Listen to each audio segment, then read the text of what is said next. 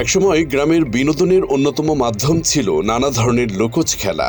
সময়ের সঙ্গে অনেক খেলাই হারিয়ে গেছে, তবে সেই হারানো ঐতিহ্যকে আবার নতুন প্রজন্মের সামনে তুলে ধরতে ফরিদপুরে আয়োজন করা হয়েছে ব্যতিক্রমী হাঁস খেলা।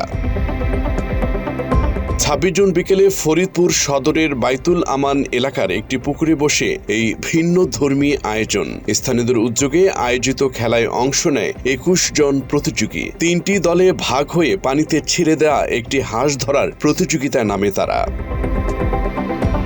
প্রায় 20 মিনিটের প্রাণবন্ত প্রতিযোগিতা শেষে প্রথম হন নবম শ্রেণীর শিক্ষার্থী মোহাম্মদ ইয়াসিন, দ্বিতীয় স্থান অর্জন করেন দর্জি সম্রাট মোল্লা এবং তৃতীয় হন স্থানীয় মিস্ত্রি সিদ্দিক মোল্লা। আয়োজকদের ভাষ্য, এটি এলাকার বহু পুরনো একটি ঐতিহ্য।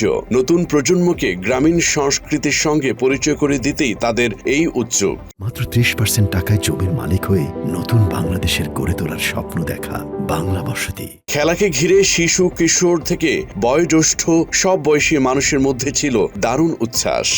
হাঁস খেলা অন্য জায়গায় হয়েছে, মনে আমার একটা টান দিল, টান দেওয়ার পর তাই উদ্যোগ নিলাম। উদ্যোগ নেওয়ার পরে তারপর আমাকে অন্য কাকা, ডালিম, ফারুক, মজুদর, আকাপ, দেলো মানে একটা বইলাম। বৈঠক করে যে আমরা ধরে পারবো না, টাকা পয়সা যা লাগে আমরা দিব, তুমি এই করো। তখন আমি আগ্রহ করে এই খেলাটা আর কি শুরু করলাম আর কি। মনে আনন্দ আর কি, এলাকাবাসী সবাই মিলে মুরব্বী টুরব্বি নিয়ে এই খেলাটা শুরু করছি।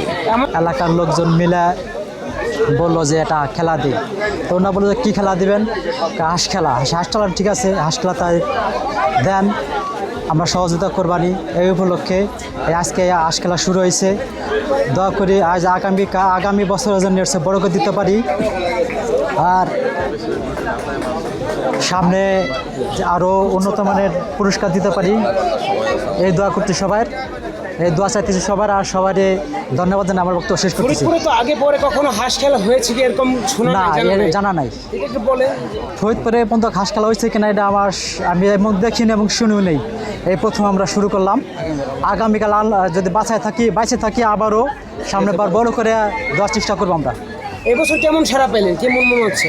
এবছর আলহামদুলিল্লাহ মোটামুটি আনন্দ ভালোই লাগতেছে। আর চারপাশে দেখতেছেন পুষ্করিণীর চারপাশ দিয়ে লোকজন অনেক, আরও লোকজন আসবে, প্রায় 2 থেকে 3 হাজার লোক হবে জায়গা।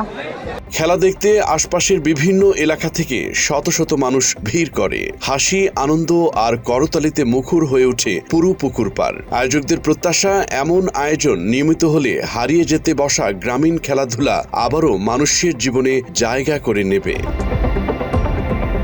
তথ্যচিত্রে শরীফুল ইসলাম, বাংলা এডিশন।